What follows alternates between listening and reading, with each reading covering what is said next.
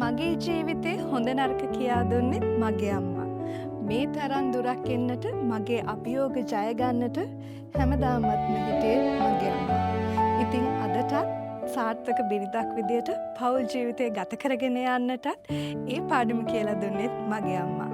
අපිට ගුණ යහපත් දේ කියලා දෙනවා වගේම අපි ආහාර ගැන කතා කරද්දී ඒ රස මතකයන් වගේම හොඳ ආහාර මොනවද අපේ ජීවිතයට ලං කරගත යුතු අපිට ශක්ති ජනක ආහාර අපේ ජීවිතේ වැඩ කටයුතු කරගෙන යන්න අපිට කොහොමද ශක්තිය ලබා දෙන්නේ කියලා දෙන්නේ මගේ අම්මා.